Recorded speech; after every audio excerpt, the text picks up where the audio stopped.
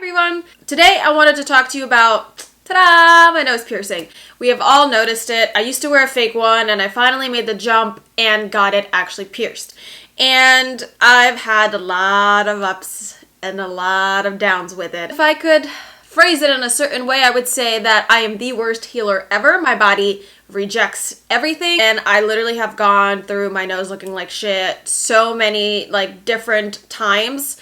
But obviously it healed and now I was able to switch it into a hoop, which is what I originally wanted.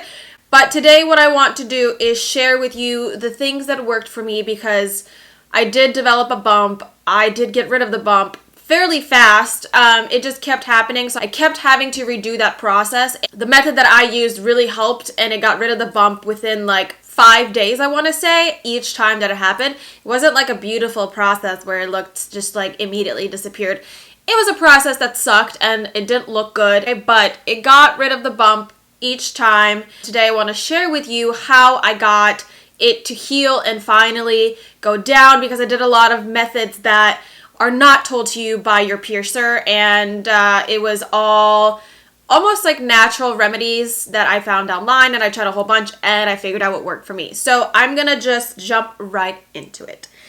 So basically, I'm going to insert the video of my nose being pierced right here because my friend Kristen actually did get it on camera. It was not as bad as I would expect. I didn't even cry. So usually when people cry during a nose piercing, it's not because of the pain and how unbearable it is.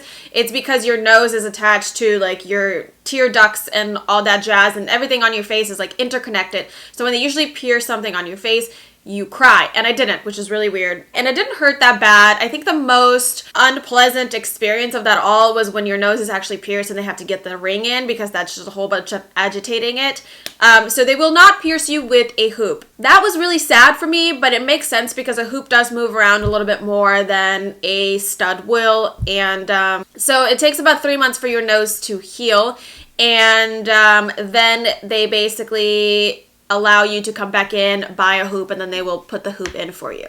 You can order it online, but with all the Chinese manufacturing and all that jazz, you never know what metal you're getting, and then your nose could get infected. You really don't know how you're placing the ring and all that jazz. So I would say if when the time comes and you're ready to replace your ring, just go into a tattoo piercing shop, have them do it for you. They don't charge you anything extra to place the ring in if you're buying a ring there, which I would suggest because they know what metals they're buying, they know where it's coming from. The piercer that I went to, he actually, I think he makes his own rings. He's super old style on the way that he does the nose piercing. So I'm actually really happy that I went. If you are in my area, which is Southwest Florida, I went to Gearhead Tattoo. It was recommended to me by a friend, and that piercer has been piercing for 15 to 20 years, and he knows what's up. He talks a lot, but he knows what job he's doing. So he pierced my nose and everything was fine, and I was doing my salt wash.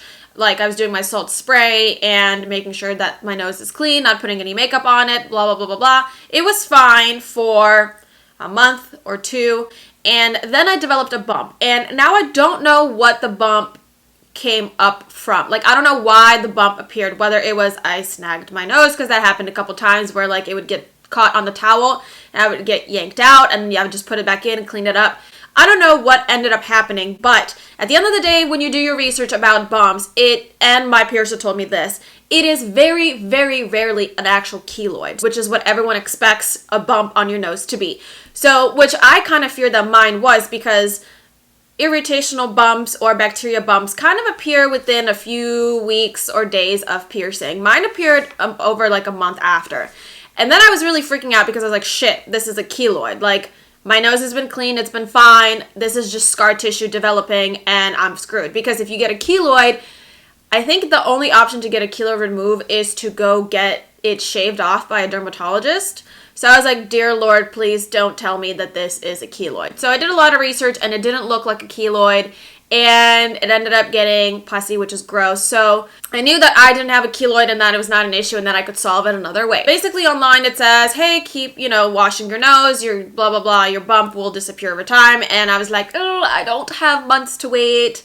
I really don't want months to go by and this still be there and then really be an issue. So what I did is I went the irrational way and I popped it, which if it develops pus inside. It's usually bacterial, and you need to get rid of it. So I popped it, and I went through all these different trials and tribulations of like, I popped it and then I let it heal and it would come back, and the salt was just not working. So what I ended up doing, which works every time, is, and I still do it to this day, like even my nose is technically healed, but I still will wash it with chamomile tea. So you steep a bag, you wait till it's not as hot anymore, and then you will put it on your nose piercing. So the heat and the actual properties of chamomile tea are anti-inflammatory, and it just kind of helps soothe your nose area, cleans it up a little bit, makes your puffiness go away, and it just helps. Morning and nighttime, I will cleanse my nose with the chamomile tea. And then what I did was I went in with essential oils. So I used 2 oils on my nose instead of the sea salts. I used tea tree oil, which I still have a little bottle of this, and then I also use lavender. So tea tree is cleansing, it kills bacteria, and then lavender oil would kind of bring the oils back into the area and make sure that it's nice and lubricated, and like,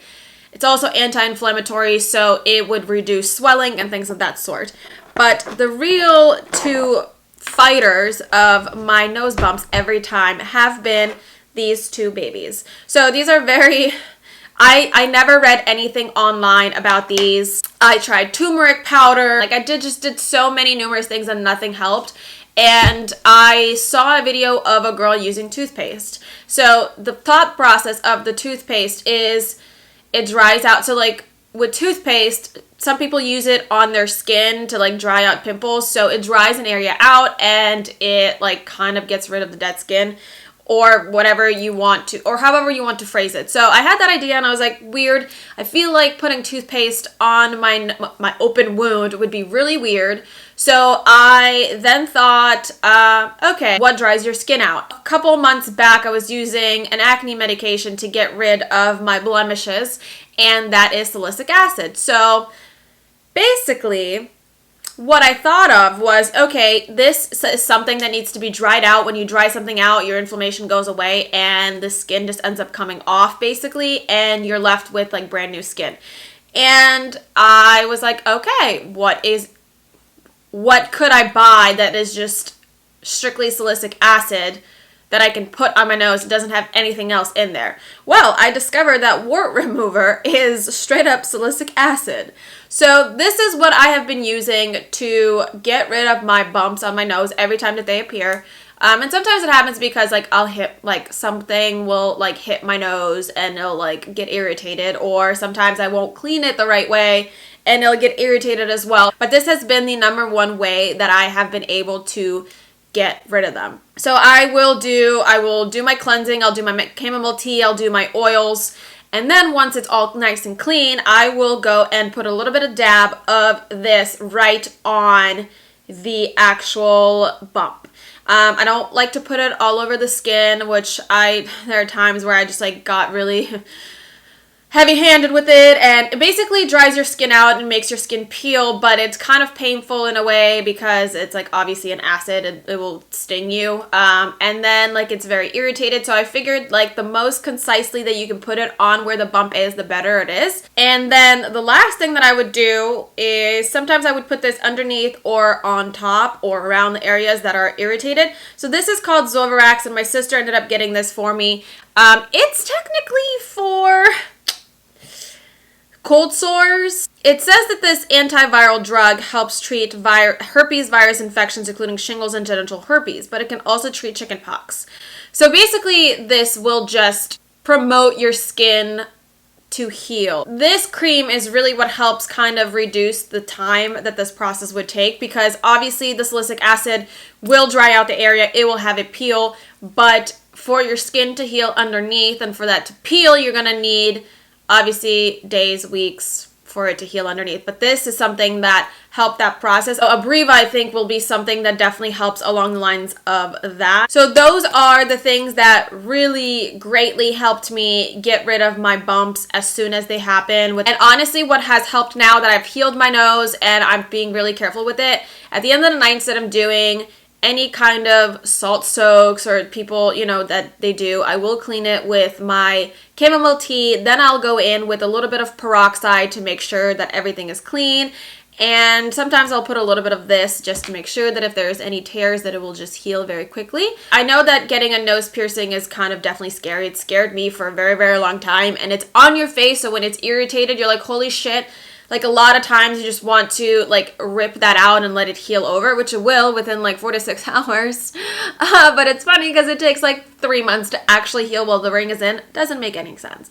But I hope that this kind of either helps you if you're in the situation where you do have a bump, or helps you feel a little better about getting a nose piercing. And I hope that it makes you feel a little better that there are ways to treat things popping up in a very, in a very speedy process that's not going to make you feel insecure about something being on your face. So thank you so much for watching. I hope that this really helps. If you have any questions, leave them down below and I will definitely answer them. So thank you for watching, and I'll see you in the next one.